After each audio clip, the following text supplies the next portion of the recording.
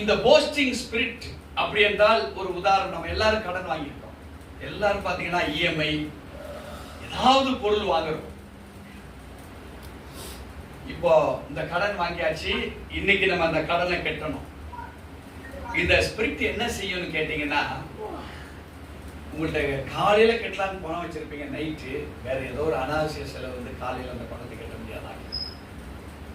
இப்போ காலையில அந்த கடன்காரன் வரா,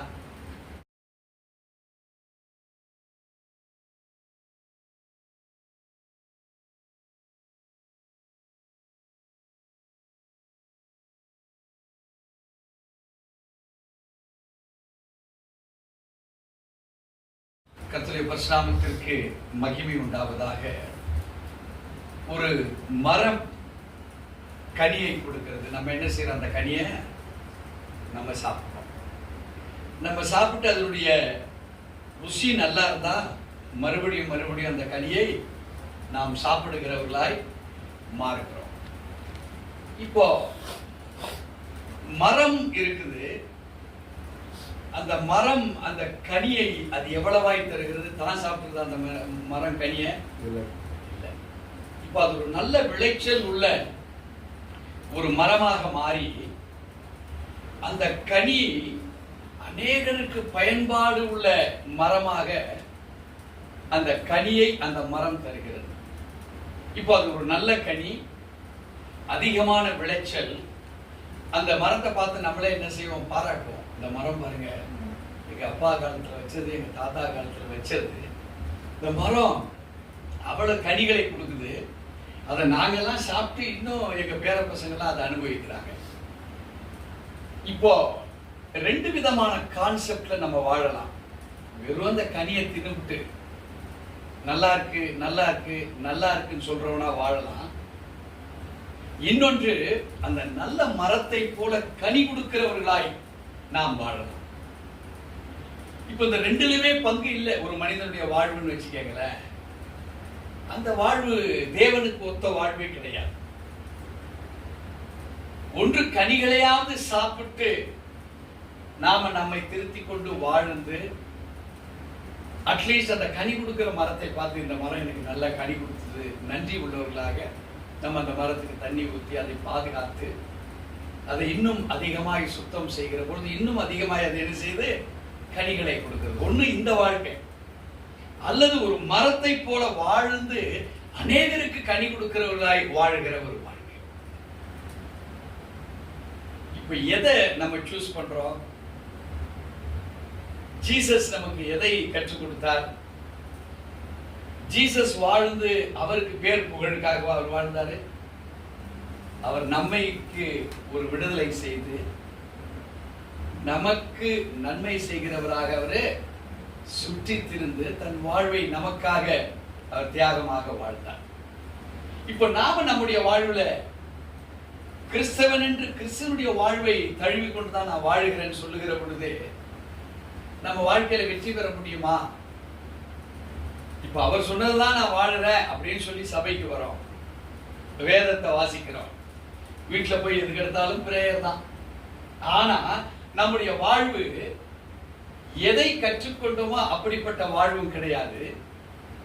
எதை கற்றுக்கொண்டோமோ ஒரு மரத்துடைய கனியை சாப்பிட்டு சாப்பிட்டு வாழ்ந்தோமே அந்த வாழ்வுக்கு நம்ம கிறிஸ்தவ வாழ்வுக்கும் சம்பந்தம் இல்லை. மரம் நல்ல கனிகளை கொடுக்கிறதா இருக்குது, நம்ம கனிகளை கூட வெளியே கொடுக்கல.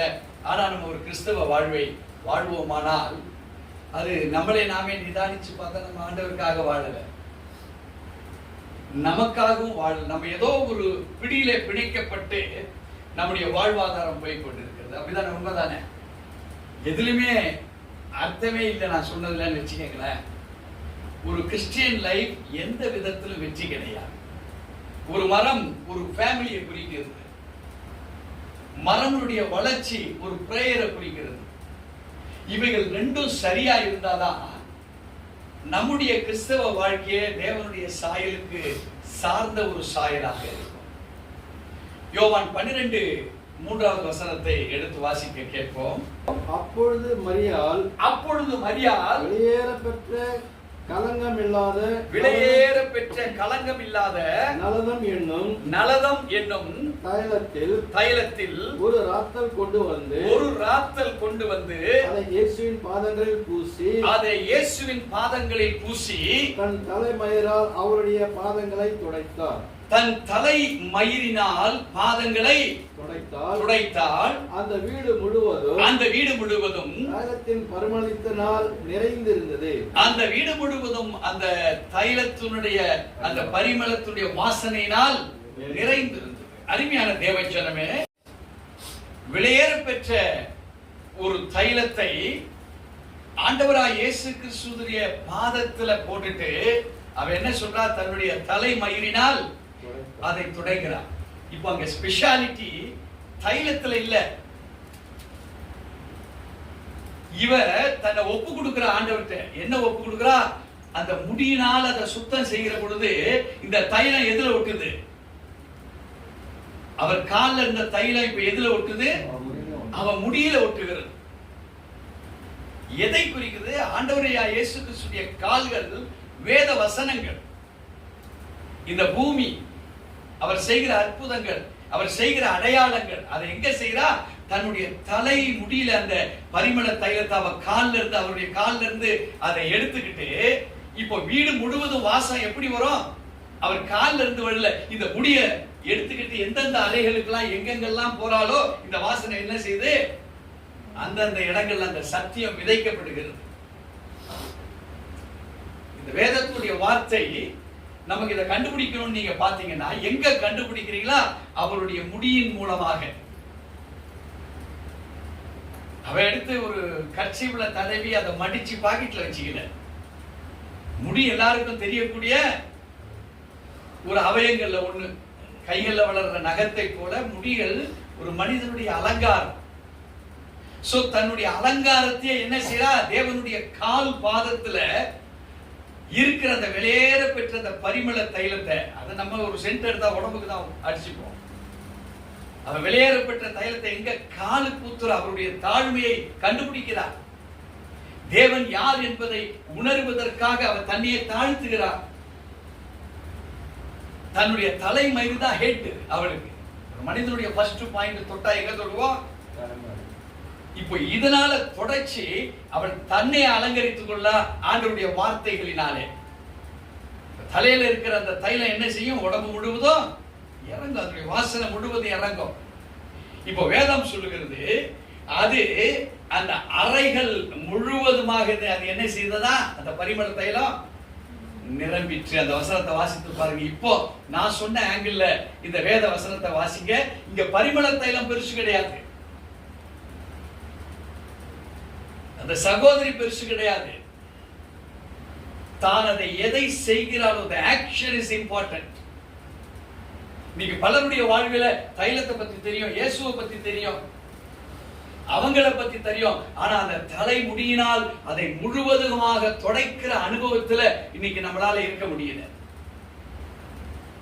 எங்க அந்த வேத வசனம் ஆண்டவருடைய கால்களுக்கு கீழே தன்னை தாழ்த்தினாதான் அந்த காலை தொட முடியும்.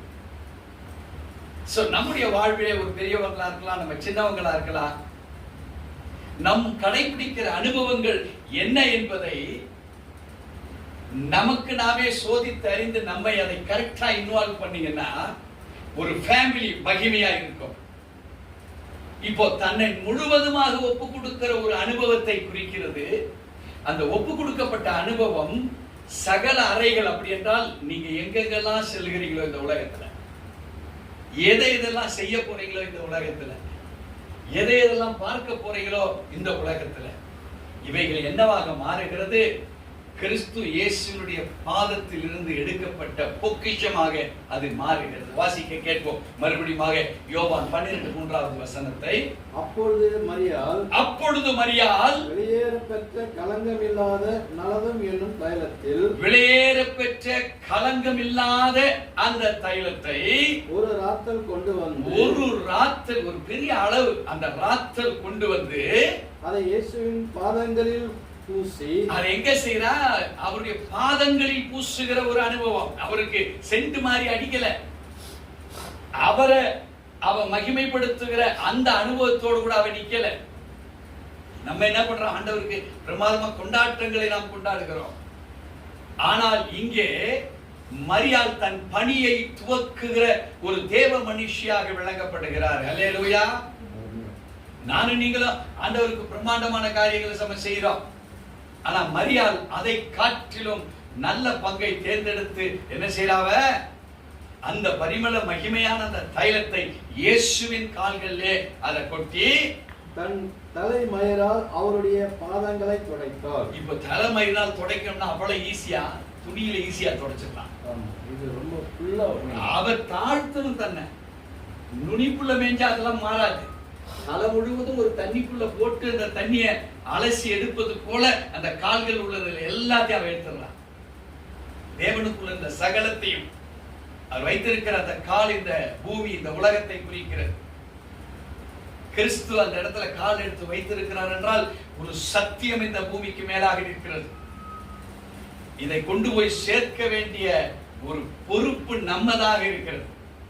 சோ தன்னை அந்த விளையாட பெற்ற அந்த தைலத்தை, அதுல இருக்கிற அந்த வாசனைகள் வெறும் வாசனையா இருந்தா யூஸ் இல்ல. தேவனுடைய வார்த்தைகளோடு, உன்னுடைய வாழ்க்கையோடு, உன்னுடைய அர்ப்பணிப்போடு கூட நீ எதை செய்கிறாய் என்கிறதை தேவனுடைய ஆவியானவர் நம்மை பார்த்துக் கொண்டிருக்கிறார். தாழ்த்தின் அவள் என்ன செய்கிறார், அந்த தலைமயிரால் கொட்டப்பட்ட ஒரு ராத்தல் தைலம், ஒரு சொட்டு ஸ்ப்ரே அடிக்கிறது கிடையாது. ஒரு ராத்தல் தைலத்தையும் எவ்வளவு பொறுமையோட எவ்வளவு நேரமா இருந்திருக்கலாம் சிந்தித்து பாருங்க. அவ்வளத்தையும் அந்த தலைமயிரில் எடுக்கிறார். இப்ப வெறுமனா அவர் தலையில ஊத்திருந்தா கீழே வேஸ்டா தான் கொட்டி இருக்கோம். இப்போ கிறிஸ்துவுக்குள் இந்த சகல சத்தியத்தையும் அவர் அறிந்திருக்கிறார் என்று வேதம் சொல்லுகிறது. அவருடைய அர்ப்பணிப்பு எத்தனை பேர் விசுவாசிக்கிறீங்க? நம்மளால செய்ய முடியுமா? ஆனா 2000 ஆண்டுகளுக்கு முன்பாக செய்யப்பட்ட ஒரு காரியம். அந்த அர்ப்பணிப்புல எடுத்துக்கொண்டு அதை தலைமயிரால் துடைத்தால் அந்த வீடு முழுவதும் தைலத்தின் பரிமளத்தினால் நிறைந்திருந்தது. தைலத்தின் பரிபூரணத்தினால் நிறைந்திருந்தது. அருமையான தேவச்சனமே, அதுல ஒரு நல்ல பங்கு நாம் கற்றிருக்கிறோம் இந்த வேத வாக்கியங்களின். ஒவ்வொரு வேத வசனமும் நம்மை தகுதிப்படுத்துகிறதாய், நிலைப்படுத்துகிறதாய், நம்முடைய வாழ்வின் சட்ட திட்டங்களிலே நம்மை பெர்ஃபெக்டாக கொண்டு போகிறதாய் இருக்கிறது. இன்னைக்கு காலேஜில் பாஸ்டர் என்ன சொல்றாங்க, நான் தான் வயசான ஆளுங்க. அவர் ஒன்றும் சொல்ல, my young brother Benjamin Solomon is the first person to receive the convocation certificate. He is as young as possible. அவங்க சொல்றாங்க, இருக்கிறதே இளமையான ஆளு எங்க பெஞ்சமின் சாலமன் தான். எவ்வளவு இளமையா இருக்கணுமோ அவ்வளவு இளமையா ஆண்டவருடைய பணியை செய்யறாரு. இப்படி என்ன அடமணி கொடுத்துருக்கிறாங்க. நான் தான் ஃபர்ஸ்ட் ஏ பி சி டி ரொம்ப பேர் வாசிப்பா, நான் பி, நான் தான் ஃபர்ஸ்ட் சார். அதனால ஏன் இதை சொல்ல வரேன்னா, நீங்க எவ்வளவாய் ஒப்பு கொடுக்குறீங்களோ ஆண்டவர் உங்களை அவ்வளவாய் பயன்படுத்துவார். அவர் பயன்படுத்துகிற பொழுது நமக்கு என்ன செய்ய போறோம் நமக்கே தெரியாது. அவர் கற்றுக் கொடுத்து நம்மள அந்த காரியத்தில் ஈடுபட வைப்பார். சோ இன்னைக்கு இந்த ஃபேமிலி பிளெஸிங் அண்ட் பிரேயர் மீட்ல நம்ம தேவனுக்கு எவ்வளவாய் ஒப்பு கொடுக்கிறோமோ அவ்வளவாய் தேவன் நம்மளை விசேஷித்த வண்ணமாய் பயன்படுத்துவார். ஏன்னா அவருக்கு தேவை 100க்கு 100 the perfect people அவர் தேடிட்டு இருக்கார்.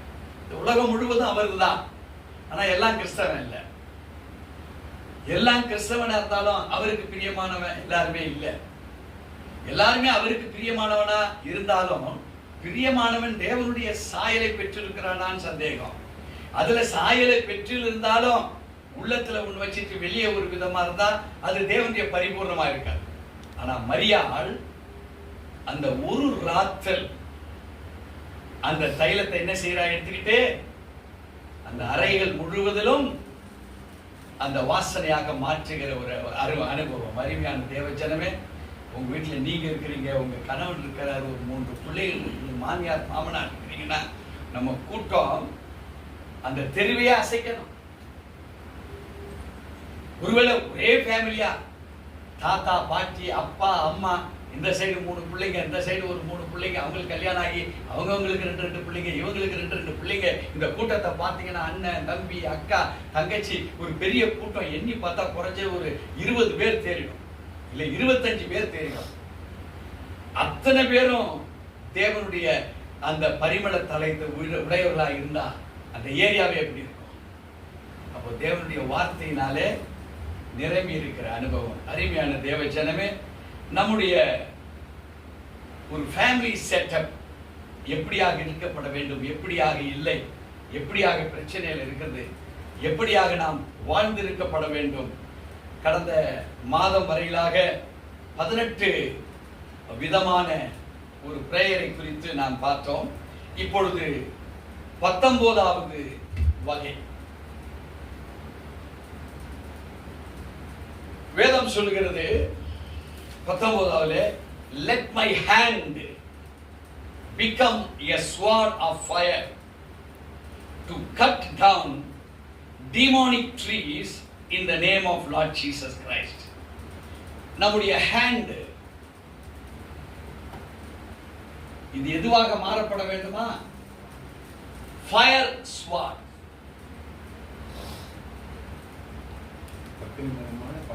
ஆமா, ஃபயர் ஸ்வாட். எதுக்கு நம்முடைய கரங்கள் ஒரு அக்கினியான வாளாக மாறப்பட வேண்டும்? எதற்காக? அவைகள் டீமானிக் ட்ரீஸ் இருக்கு.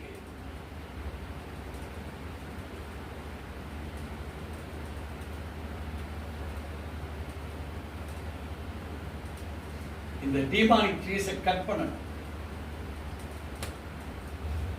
நம்முடைய கரங்கள் ஒரு சாதாரண கரங்களா இருந்தா பார்த்தா, இப்போ இந்த டீமானிக் ட்ரீஸை கட் பண்ணும்போது தான் இவைகள் கீழே விழுகிறது.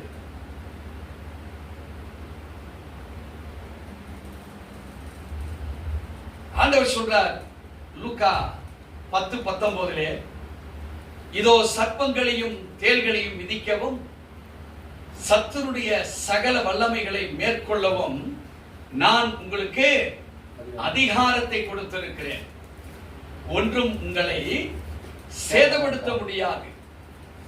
ஆண்டவருடைய வார்த்தையின்படி ஆண்டவற்ற நம்முடைய கரங்களை நீட்டி நாம் ஜெபிக்க வேண்டிய ஒரு அவசியத்தில் இருக்கிறோம்.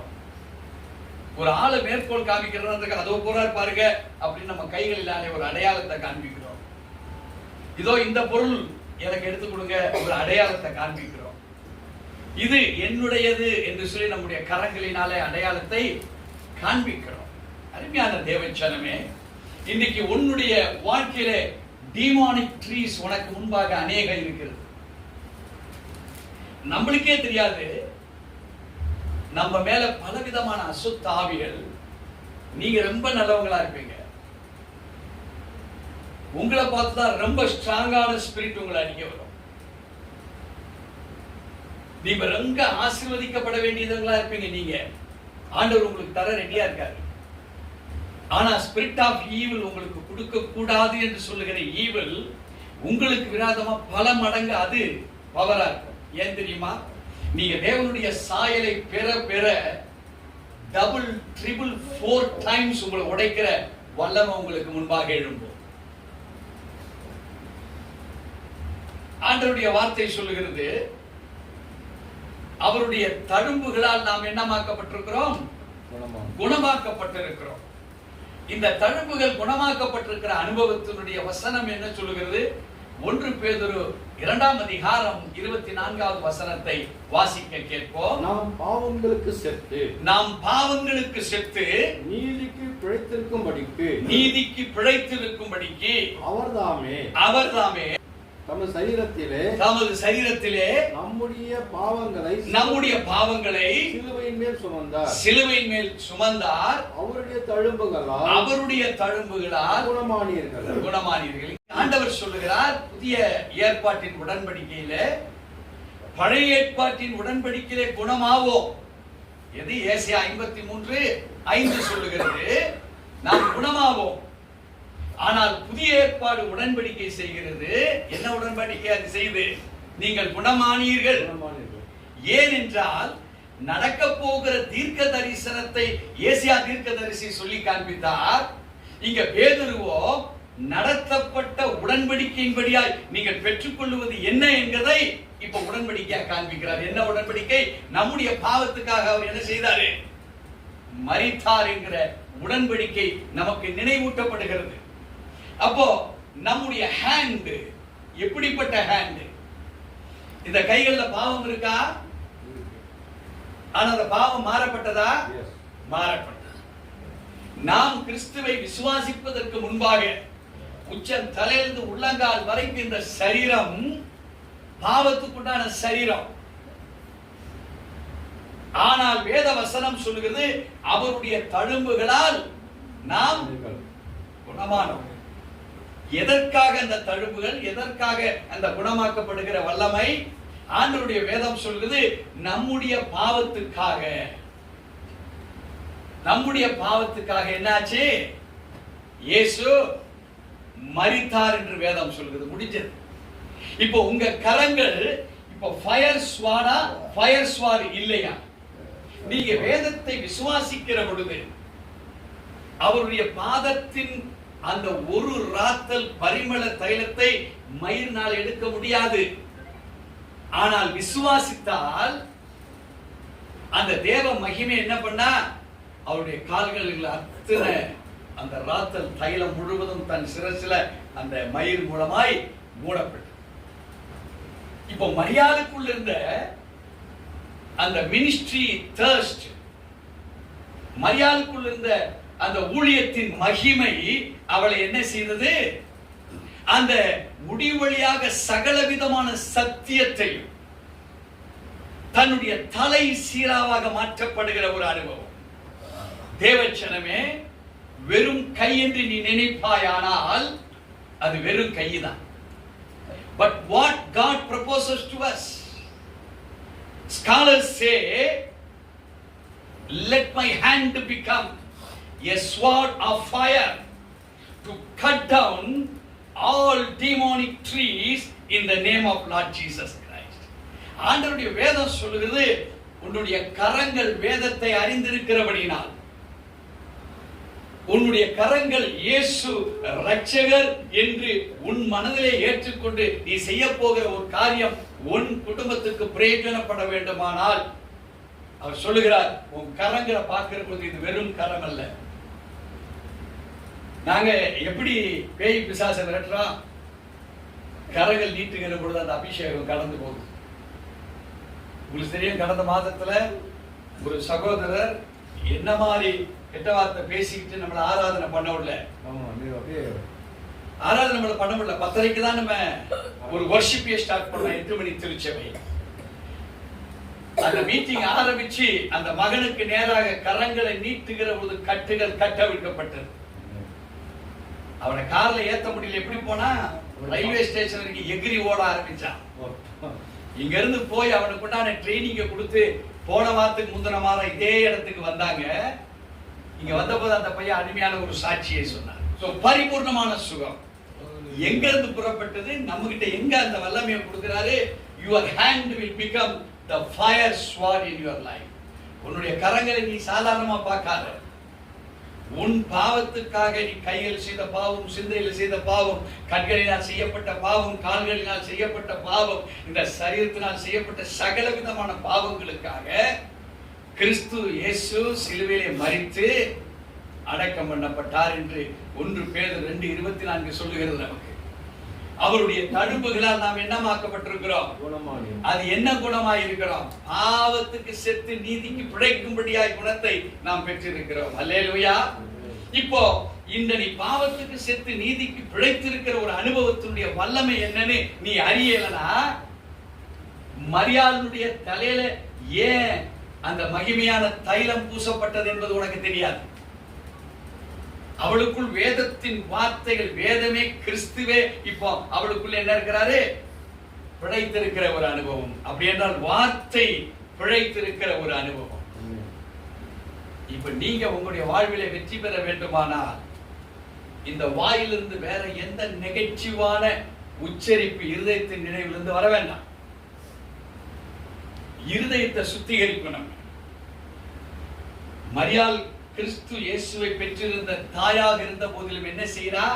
ஒரு முன்மாதிரியாக தன்னையும் ஒரு விசுவாசியாகவே தன்னை கிறிஸ்துவுக்கு முன்பாக ஒப்புக் கொடுத்தார். தேவச்சனமே, இப்போ நம்மளுக்கு தேவை ஒரு நல்ல சப்மிஷன், ஒரு சரண்டர்னஸ். நம்ம ஆண்டவருக்கு கீழ்ப்படுகிறோம், ஆண்டவருக்கு என்ன வேணுமோ நம்ம ஆண்டவருக்காக நம்மை ஒப்படைக்கிறோம். ஆனால் சுயம் நம்ம இடத்துல இருக்குதா டெஸ்ட் பண்ணி பாருங்க. தேவனுக்கு விரோதமான பணிகள் நம்மளுக்குள்ள இருக்கிறதா நினைத்து பாருங்க. நமக்குள்ள பாவம் இருக்கலாம், இல்லை என்று சொல்லல.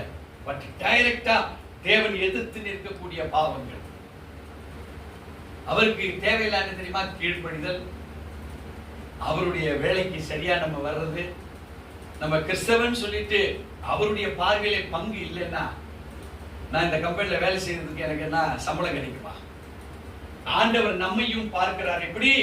உன்னுடைய கரங்கள் ஃபயர் ஸ்வாடாக மாறி இருக்கிறதா இல்லையா? நீ தேவனோட உறவு இருக்கிறத பொறுத்து இந்த வாள் ஒரு அக்கினியின் வாளாக மாறும். முனைய மாத்திரம் அக்கினியில காமிச்சா என்ன இருக்கா? அந்த முனை வரைக்கும் தான் அது பழுத்து இருக்கும். அது ஃபுல்லா பழுத்து இருக்குமா? அப்போ அந்த கத்திய, அந்த ஸ்வாட வாளை எவ்வளவு தூரம் அந்த நெருப்பு குகைக்குள்ள அனுப்புறீங்களோ அது அந்த அளவுக்கு அந்த ஃபயர் ஸ்வாடாக மாறும். தேவச்சனமே, உனக்குள்ளாய் தேவனுடைய வல்லமையான வார்த்தைகள் எவ்வளவாய் புரிந்திருக்கிறது. கிறிஸ்தவம் ஒரு எஜுகேஷன், வேதம் ஒரு படிப்பினை. இந்த படிப்பினைக்கு நம்முடைய செவி சாய்கள்லாம் பள்ளிக்கூடத்துல ஃபெயில் போலதான் நம்ம ஆண்டவருடைய ராஜ்யத்துல ஃபெயிலா இருக்கும். ஒரு தூதரகம் எப்படி தன் தேசத்தை குறித்து அது வெளிப்படுத்துகிறதோ, நீங்க தேவனுடைய ராஜ்யத்தை கற்று தேர்ந்தவர்களா இருந்தாதான் நீங்க அந்த ராஜ்யத்தை குறித்து வெளிப்படுத்த முடியும். இப்போ உங்களுக்குள்ளே அந்த அக்கினி ஜுவாலை இல்லைன்னா, நல்லா புரியுதுங்களா? பலருக்குள் கிறிஸ்தவன் என்று சொல்லுவாங்க, அந்த அக்கினி ஜுவாலை அவங்களுக்குள்ள இருக்காது. சோ அவங்கள சொல்றார், உன் கரங்கள் என்னவாக மாற வேண்டும்? Let it become as a fire sword. நீங்க வேதத்தை அறிய அறிய அறிய அறிய, வேதத்திலே ரகசியங்கள் புரிந்து கொள்ள புரிந்து கொள்ள புரிந்து கொள்ள உங்களுடைய வாழ்க்கை என்ன செய்யும்? ரொம்ப வித்தியாசமாக மாற ஆரம்பிக்கும். சோ இது இங்க இருக்கு. கத்திய முனையில காமிப்பது போல இல்ல, நம்ம எவ்வளவாய் ஆண்டவருக்கு ஒப்பு கொடுக்கிறோம். கர்த்தர் மேல உண்மையிலே பிரியமா இருக்கிற சபைக்கு முதலே வந்துருவான். அப்படிங்கிறவன் என்ன செய்வான்? ஒரு 8 9 மணிக்கு வருவான். அப்படிங்கிறவன் 9:30 வருவான். 10:30 வருவான். அவன் யாத்மா கர்த்தரை ஸ்தோத்திரம் சொல்லும் போதுதான் வருவான். அப்படின்றவன் வெறும் விடுதலைக்கு மாத்திரம் வருவான். இருந்து அப்படின்ற வரைக்கும் எவ்வளவு விளக்கம் இருக்கு பாருங்க. இவன் எங்க இருந்து தேருவான்? வசனம் அவனுக்கு ஒர்க் அவுட் ஆகாது. காரணம் அவருடைய ஒப்படைப்பு. தேவச்சனமே, ஈடுபாடுதான் மனிதனுடைய மெஷரை தேவனோட மெஷர் பண்ணுது. எத்தனை நாள் செய்தி எடுத்து தூக்கம் கிடையாது. நான் கற்றுக்கொண்டேதான் இருக்கிறேன். நான் கற்றுக்கொண்டதை நான் சபைக்கு பூர்ணமா கொடுக்க முடியல. ஏன்னா கற்றுக்கொண்டது ஏராளம், ஏகப்பட்டது. அதுக்கெல்லாம் ஒவ்வொரு நாளும் ஒரு 2 hours 3 hours நம்ம கத்துக்கணும். அப்பதான் அதுல ஒரு டிராப் நம்ம மைண்ட்ல இறங்கி இருக்கு. எத்தனையோ வேத வாக்கியங்கள் நான் கற்றுத் தருவேன். அவங்களுக்கு எல்லாமே பொருந்தாது, சிலவைகள் பொருந்தி அவனுக்குள்ள இருக்கிற ப்ராப்ளத்தை கிளியர் பண்ண ஆரம்பிக்கிறார். ஏன் தேவன் கற்றுக் கொடுக்கிறவர்களையும் கற்றுக்கொள்ள போகிறவர்களும் படைத்திருக்கிறார். கற்றுக்கொள்ளுகிறவர்கள் பலர் உட்கார்ந்து இருப்பாங்க. ஆனா கற்றுக் கொடுக்கிறவர் பலரையும் அபிஷேகம் பண்ணுகிற அந்த அபிஷேகத்தை பெற்றிருக்கிறார். அது யாருக்கு என்ன போய் சேரணுமோ அந்த ஆகாரம் இந்த புல்பிட்ல இருந்து பரிசுத்த ஆவியானவரை கொடுத்துட்டே இருப்பார். மனுஷன் கொடுக்கல. இப்ப தேவனுடைய எதிர்பார்ப்பு உன் கரங்கள் என்னவாக இருக்குன்னு இன்னையில இருந்து பாரு. ஒரு கோழிய ஒரு களத்துக்கு அடிச்சா ஓடி போயிடும், நாய் அடிச்சா ஓடி போவான், பிசாசு ஓடி போவாது. ஏன் ஓடி போவாது? அது உன்னை கண்டு பயப்படாது. ஏன் தெரியுமா? நமக்குள்ள என்ன பிரச்சனை இருக்குன்னு அதுக்கு தெரியும். இவனால என்ன விரட்ட முடியாதுன்னு அதுக்கு தெரியும். ஆனா எப்போ அது பயப்படும்? நீங்க விஷயம் தெரிஞ்ச ஆளா மாறுகிற பொழுது. இவ்வகை பிசாசு, இன்னும் சொல்றாரு, இவ்வகை ஜாதி பிசாசு வெறும் சாதாரணமா விரட்டினா போவாது. அது எப்படி பண்ணணும்? உபவாசத்தினாலும் வேண்டுதலினாலும். என்ன வேண்டுதல் அது? ஆண்டவரே, எனக்கு பத்தல உங்க வல்லமையை, எனக்கு பரிசுத்த ஆவியுடைய அபிஷேகத்தை கொடுங்க. நான் வெறும் மனுஷனா இருக்கிறேன், நான் ஃபயரா மாறணும். ஒரு காரியம் செய்வதற்கு முன்பாக இந்த காரியம் எனக்கு வந்திருக்க ஆண்டவரே, ஒரு ஃபயர் அனாயிண்டிங் கொடுங்க. அதுல நான் பிரயாணம் பண்ணணுமா வேண்டாமா? அதை உதச்சி தள்ளணுமா வேண்டாமா? அது என் வாழ்க்கையில நஷ்டத்தை கொண்டு வருமா நல்லதை கொண்டு வருமா? உங்களை என்ன செய்வாரு? ஃபயர் ஸ்வாடாக மாற்றுவார். அப்படி மாற்றுகிற பொழுது உன் கண்களுக்கு வந்திருப்பது என்னதான் தெரியும்? அது டீமானிக் ட்ரீஸா, அதை கட் பண்ணி உடைக்கணுமா, அப்பதான் அது கீழே விடுமா என்கிற ஞானம் நமக்கு வெளிப்பாடாய் மாறுகிறது. அல்லேலூயா. அப்போ அவர் சொல்லுகிறார், எதுவும் உங்களை மேற்கொள்ள மாட்டாது. அது எப்படியா இருக்கலாம்? சர்ப்பங்களா இருக்கலாம், தேள்களா இருக்கலாம், அது உங்களை மேற்கொள்ள வரும். ஆனால் அவைகளினால் உங்களை மேற்கொள்ள முடியாது என்று லூக்கா 10:19 தேவன் அதை ஆணையிட்டு சொல்லுகிறார். தேவ ஜனமே, உனக்கு முன்பாக, உன் குடும்பத்துக்கு முன்பாக, உன்னுடைய சூழ்நிலைகளுக்கு முன்பாக நிச்சயமா பிசாசினுடைய தந்திரங்கள் உன்னை வெற்றி பெறுவதற்கு, உன்னை ஏமாற்றுவதற்கு, உன்னை கீழே தள்ளுவதற்கு, அது பைனான்ஸ்ல இருக்கலாம், சரீர உபாதைகள் இருக்கலாம், குடும்ப பிரச்சனைகளுக்குள்ளாக இருக்கலாம், மூன்றாவது மனுஷன் மூலமாய் வரக்கூடிய போராட்டங்களா இருக்கலாம். அது எப்பேற்பட்ட சூழலா இருந்தாலும் ஆண்டவர் சொல்லுகிறார், என் ஆண்டவர் என் கரங்களை ஒரு அக்கினியின் வாளாக மாற்றி இருக்கிறார். அவருடைய வேத வசனத்தின்படியாக நான் வெறும் மனிதன் அல்ல, பரிசுத்த ஆவியினுடைய அபிஷேகத்தை பெற்றிருக்கிற தேவனுடைய வல்லமை எனக்குள் இருக்கிறது என்று நீ பிசாசை பார்த்து சொல்லுவாயானால், ஆண்டவர் சொல்லுகிறார், the demonic trees will be cut with your hand which is the fire sword to the top. உங்களை கீழே அதை அடிச்சு நொறுக்கிற அளவுக்கு உங்களுக்கு அவருடைய வல்லமைகள் உங்களுக்கு கொடுக்கப்படும். எத்தனை பேர் விசுவாசிக்கிறீங்க? நாம் ஒரு அறிக்கை சொல்லலாம். ஆண்டவராய் இயேசு சுவாமி, இதுவரையிலாக என் போராட்டங்களாகவே இருக்கிறது. அவைகளை என்னால் மேற்கொள்ள முடியவில்லை. அவைகள் என்னை மேற்கொள்ளும் அளவும் பயத்தினாலும், பிரச்சனைகளினாலும், போராட்டங்களினாலும் நெருக்கங்களை தருகிறதாயிருக்கிறது. இன்றைக்கு உம்முடைய வார்த்தையின்படியாக என்னை நான் ஒப்புக் கொடுக்கிறேன். உம்முடைய வேத வார்த்தைகள் என்னை பலனடைய செய்யட்டும். எனக்குள் இருக்கிற குறைபாடுகள் எல்லாம் மாற்றி தரும்படியாக இந்த அனாயிண்டிங் பிரேயர் மூலமாக, இந்த ஃபேமிலி மீட்டிங் மூலமாக, இந்த ஃபேமிலி பிளெஸிங்ஸ் மூலமாக நான் ஒரு அக்கினியின் வாளாக மாறப்படுவதற்கு, என் கரங்கள் அந்த வாளாக இருப்பதற்கு, எனக்கு முன்பாக நிற்கக்கூடிய எல்லா சாத்தானின் மரங்களாய் என்னை ஒரு ஃபயர் வாளாக மாற்றப்பட்டு அந்த மரங்களை வெட்டுகிற ஒரு வல்லமையை இயேசு கிறிஸ்துவின் நாமத்தினாலே நானும் என் குடும்பத்தாரும் பெற்றுக்கொண்டோம் என்று இயேசு கிறிஸ்துவின் நாமத்தில் அறிக்கையிட்டு கட்டளையிடுகிறோம். அது பொருளாதார பிரச்சனையா இருக்கலாம், சரீர கோளாறுகளாக இருக்கலாம், வருமானத்துல பிரச்சனையா இருக்கலாம், பொறாமை உள்ள ஜனங்கள் மூலமாக இருக்கலாம், சூனியங்களும் மாந்திரியங்களும் எங்களை எதிர்க்கிறவைகளாக இருக்கலாம், தகுதியற்ற நிலைகளில் எங்களை தள்ளப்படுவதற்கு அனுப்பப்பட்ட குட்டி சாத்தானின் ஆவிகளாக இருக்கலாம். எந்தவித கிரியைகளாக இருந்தால் நான் ஒரு போர் வாளாக மாறுகிறேன். அது அக்கினி வாளாக மாறுகிறது. எனக்குள் என்னென்ன கிரியைகள் உச்ச தலைமுதல் உள்ளங்கால் வரையில் செயல்பட்டுக் கொண்டிருக்கிறதோ,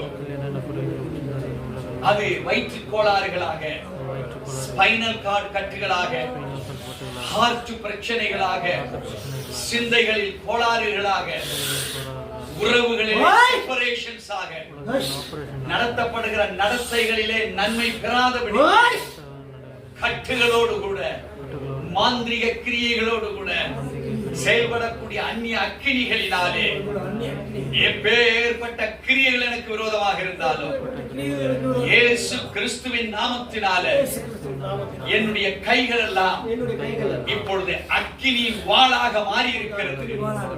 எனக்கு முன்பாக இருக்கிற எல்லா டீமோனிக் ட்ரீஸ் இப்பொழுது வாள்களால் வெட்டப்படுகிறது. அது அக்கினியினாலே சுட்டெரிக்கப்படுகிறது. இனி அந்த கிரியைகள் எனக்கு முன்பாக நிற்க முடியாது. அவைகள் வெட்டி வீழ்த்தப்பட்டிருக்கிறது இயேசுவின் நாமத்தினாலே. என் ஆண்டவர் என் கரங்களை போர் எரிகிற வாளாக மாற்றிவிட்டார்.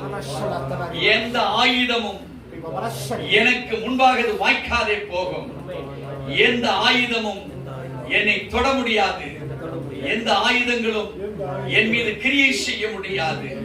தேவனுடைய அக்கினியின் வாளாக நான் மாறி இருக்கிறேன்.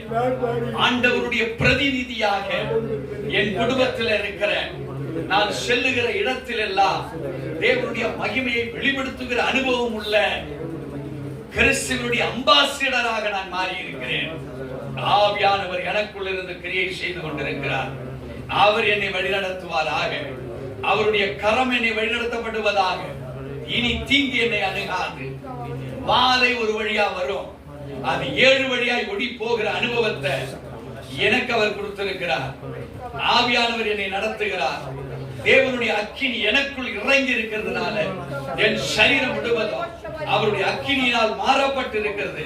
அவருடைய வல்லமையினால் மாறப்பட்டிருக்கிறது. இன்று கண்ட எகிப்தியனை, இதுவரையில் கண்டிருக்கிற எகிப்தியனை, என் குடும்பத்தில் செயல்படுகிற அந்நிய கிரியைகள் இப்பொழுது அவருடைய அக்கினியின் வாளாக அது வெட்டப்பட்டு விடுகிறது. இனி எனக்குள் ஆசீர்வாதங்கள், எனக்குள் வல்லமைகள், எனக்குள் மகிமைகள், எனக்குள் உரிமைகள், பரலோகத்தில் இருக்கிற சகலமும் இன்றைக்கு நான் பெற்றுக் கொண்டேன் என்று இயேசு கிறிஸ்துவின் நாமத்தினாலே அறிக்கை செய்கிறேன். ஆண்டவரே, என்னை நடத்தி ஆசீர்வதிப்பீராக. இயேசுவின் நாமத்தில் பிதாவே. ஆமென், ஆமென், ஆமென். இப்ப 20வது காரியங்களை நாம் கற்றுக்கொள்ள போகிறோம். இப்ப நமக்கு முன்பாக பலவிதமான கிரியைகள் இருக்கு. அந்த கிரியைகளுக்கு பேரு போஸ்டிங் ஸ்பிரிட்.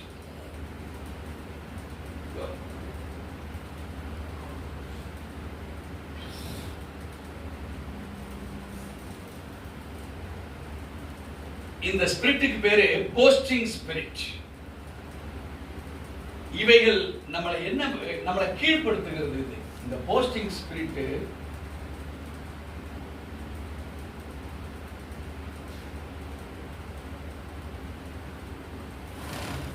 இந்த போஸ்டிங் ஸ்பிரிட் நம்மளை கீழ்ப்படுத்துது. அது மாத்திரமல்ல, இவைகள் நம்முடைய வாழ்வுல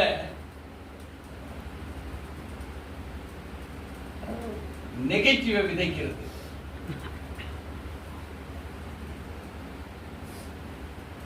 இந்த போஸ்டிங் ஸ்பிரிட் அப்படி என்றால், ஒரு உதாரணம், நம்ம எல்லாரும் கடன் வாங்கியிருக்கோம். எல்லாரும் பாத்தீங்கன்னா இஎம்ஐ ஏதாவது பொருள் வாங்குறோம். இப்போ இந்த கடன் வாங்கியாச்சு, இன்னைக்கு நம்ம அந்த கடனை கட்டணும். இந்த ஸ்பிரிட் என்ன செய்யும்னு கேட்டீங்கன்னா, உங்கள்ட்ட காலையில கட்டலான்னு பணம் வச்சிருப்பீங்க, நைட்டு வேற ஏதோ ஒரு அனாவசிய செலவு வந்து காலையில அந்த பணத்தை கட்ட முடியாதாங்க. இப்போ காலையில அந்த கடன்காரன் வரா, கடன்காரன் உங்கள்ட்ட வந்து பேசுறேன், நீங்க எவ்வளவு பணம் வாங்கி எவ்வளவு ரிட்டர்ன் கொடுத்துருப்பீங்க, ஆனா இப்ப பணம் கொடுக்க முடியல. அப்படிப்பட்ட மனுஷனுக்குள்ள இருந்து போஸ்டிங் ஸ்பிரிட் உருவாகும். இந்த போஸ்டிங் ஸ்பிரிட் உருவாகி நீ இதுவரை அவனுக்கு கொடுத்த நன்மைகள் தெரியாது, இந்த அந்த ஒரு குறிப்பிட்ட அந்த தகுதியை வச்சு உங்களை கீழ்படுத்தும். இது என்ன செய்யணும், உங்களுக்குள்ளாக இன்னைக்கு 1 ரூபா 5 ரூபா 10 ரூபான்னா பரவாயில்ல, கடனே கொடுக்க முடியாத நிலை, நகை நட்டு கிடையாது, பாத்திரம் பொருள் கிடையாது, ஒரு வாகனத்தை கூட வச்சு கொடுக்க, வாகனம் கூட ஓட்ட வாகனமா இருக்கும், ஒன்றும் பெருசா இருக்காது, அவனுக்கு ஒரு 20,000 ரூபாய் கடன் தான் இருக்கும். ஆனா 20,000க்கு உங்களால 2,000 ரூபாய் பெற்ற முடியாது. அந்த நேரத்தை தான் இந்த போஸ்டிங் ஸ்பிரிட் பார்த்துட்டு இருக்கோம். அவன் கேட்ட கேள்வியில ஒரு நெகட்டிவ் விதைக்கப்படுகிறது. பல தற்கொலைகளை பார்க்கலாம், பல போராட்டங்களை நீங்க பார்க்கலாம், பல பிரச்சனைகள் அன்னையிலிருந்து உருவாக ஆரம்பிச்சு. தேவ ஜனமே, உன் குடும்ப ஆசீர்வாதம் திருடும்படியாக இந்த போஸ்டிங் ஸ்பிரிட் அநேகருடைய வாழ்வில், இந்த உலகம் இன்னும் கேட்டீங்கன்னா கடந்த ஆண்டுகளில் சிலோன் பொருளாதார நெகட்டிவா சீர்குலைந்து இன்னைக்கும் 1 லிட்டர் பால் அங்க 300 ரூபாய், ஒரு கிலோ சர்க்கரை 250 ரூபாங்க. பொருளாதாரத்துடைய வீழ்ச்சி அங்க சைபரை தாண்டி நெகட்டிவ்ல போய் கொண்டிருக்கிறது. தேவச்சனமே, ஒரு தேசத்தையே பொருளாதார அடிமைத்தனத்துக்குள்ளாக இந்த போஸ்டிங் ஸ்பிரிட் கொண்டு போயிடுச்சு. இன்னைக்கு நம்முடைய சொந்த குடும்ப வாழ்வில் ஒரு கடனுக்கு மாத்திரமல்ல, சரீர பலவீனங்கள், சிந்தைகள் பலவீனங்கள், அனுபவம் இல்லாம போய் மாற்றிக்கிற தன்மைகள், விஷயம் தெரியாம ஒரு கையெழுத்து அது நம்ம தலையெழுத்த மாற்றுகிறதாய் மாறுகிறது. ஒரு மனைவி செய்த தவறு குடும்பத்துக்கு பிரச்சனையா மாறுகிறது. கணவன் செய்த தவறு ஒரு குடும்பத்துக்கு பிரச்சனையாக மாறுகிறது.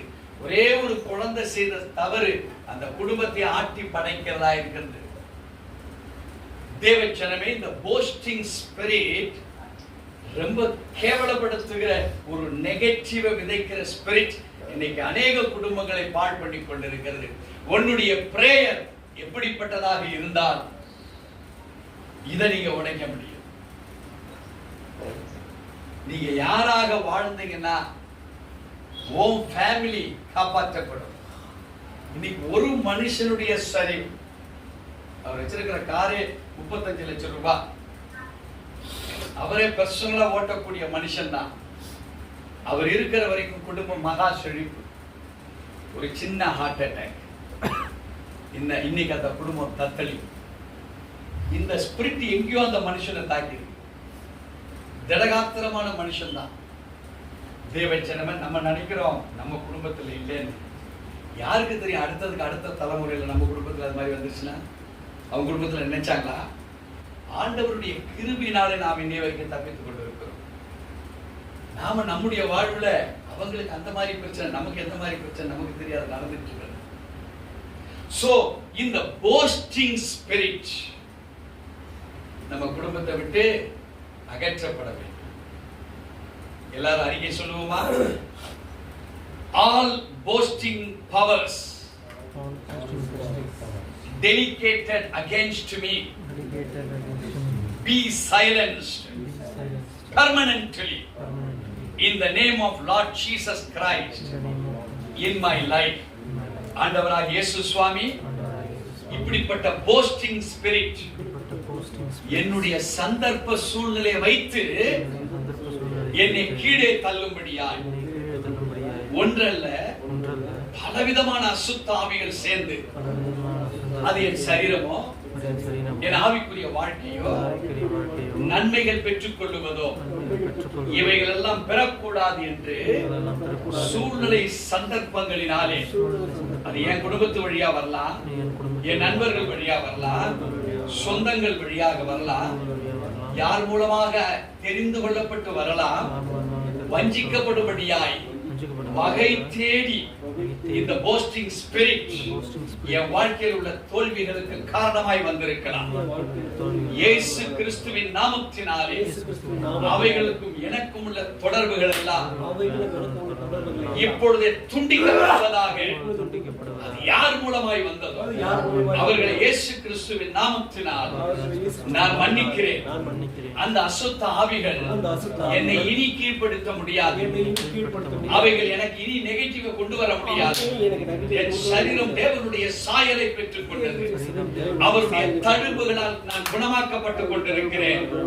இதுவரை என்னென்ன கிரியைகளினால் விதைக்கப்பட்டிருக்கிறேனோ அந்த நெகட்டிவ் விதைகள் எல்லாம் இயேசு கிறிஸ்துவின் நாமத்தினாலே எரிந்து சாம்பலாக்கப்பட்டதாக என்று கட்டளையிடுகிறேன். அவைகளுக்கும் எனக்கும் இனி எந்த தொடர்பும் இல்லை.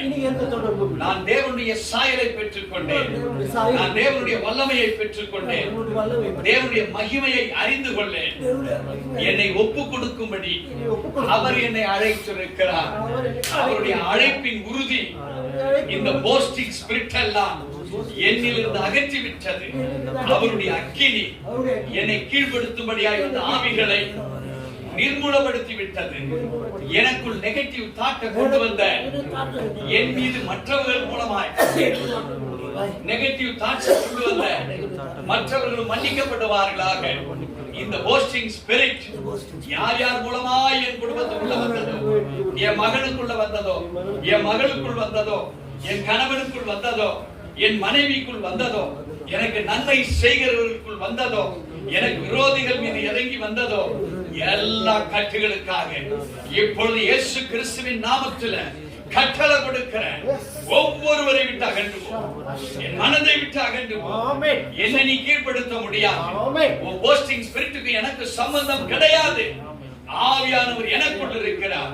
நான் நல்ல நிலத்தில் விதைக்கப்பட்ட விதையாய் மாறிக்கொண்டிருக்கிறேன். நான் 100 மடங்கு தேவனுக்கு பலன் கொடுக்கிற ஒரு வித்தாக மாறிவிட்டேன். அவரே என்னை நடத்துகிறார். போஸ்டிங் ஸ்பிரிட் இல்லை. போஸ்டிங் ஸ்பிரிட்டுக்கு உரிமை இல்லை. அவைகள் என்னை விட்டு அகன்று போகிறது. என் கழுத்தை விட்டு போகிறது. என் ஸ்பைனல் கார்டு விட்டு போகிறது. என் வயிற்று பகுதியை விட்டு போகிறது. என் சிந்தனையை விட்டு போகிறது. என் கண்களை விட்டு போகிறது. அவைகளின் அதிகாரங்கள் இயேசு கிறிஸ்துவின் நாமத்தினாலே இப்பொழுது சுட்டெரிக்கப்பட்டதையா. ஆவியானவர் என்னை நிரப்பியிருக்கிறார். ஆண்டவரே, இந்த அறிக்கையின் வழி இதுவரையில் இருந்த இந்த போஸ்டிங் ஸ்பிரிட் என்னை தொடர முடியாது. இனி வருகிற அந்த ஆவிகளுக்கு என் மீது சம்பந்தமும் இல்லை. அல்லேலூயா. எத்தனை பேர் விசுவாசிக்கிறீங்க? நீங்க யாரா மாறி இருக்கிறீங்கன்னா, யோவான் 12:3 படி அந்த பரிமள தைலம் உங்க சிரசு மேல் இறங்கி நீங்க போகிற இடமெல்லாம் தேவனுடைய வல்லமையை அவருடைய வார்த்தையினால வெளிப்படுத்துகிறதா நீங்க மாறி இருக்கிறீங்க. விசுவாசிக்கிறீங்களா? வேத வசனம் நீங்க இனிமேல் படிச்சு பாருங்க. வித்தியாசமா நீங்க அதை நீங்க உணர்வீங்க. அல்லேலூயா. நாம் ஜெபித்து முடிப்போம். மகா இரக்கமும் கிருபையிலும் நிறைந்த நல்ல ஆண்டவரே, இந்த மகிமையான வேலைக்காய் கோடி ஸ்தோத்திரங்கள். இந்த நாளை எங்களுக்கு தந்திருக்கிறீர். எங்களை எரிகிற அக்கினி ஜுவாலியின் வாளாக பேர்பட்ட போஸ்டிங் ஸ்பிரிட்டை உடைத்திருக்கிற ஜெப வீரர்களாகவும் எங்களை மாற்றியிருக்கிறீர்கள். வாதையின் கூடாரத்தை அணுகாது என்று சொன்ன தேவன், இனி எங்களுடைய குடும்ப ஆராதனையிலும் ஜெப நேரங்களிலும் எங்களை நீர் உயர்த்தி இருக்கிறீர் என்கிற அடையாளத்தை நாங்கள் சொல்லி ஜெபிக்க கர்த்தர் எங்களுக்கு இந்த நாளிலே கற்றுக் கொடுத்திருக்கிறேன். தொடர்ந்து எங்களை ஆளுகை செய்யும் உங்களுடைய சாட்சியாய் மாற்று. நன்மையும் கிருபையும் தொடரட்டும். பலத்த கிரியை செய்வீராக. துதி கனமகிமை ஒருவருக்கே நாங்கள் செலுத்துகிறோம். இயேசு கிறிஸ்துவின் நாமத்தில் பிதாவே. ஆமென்.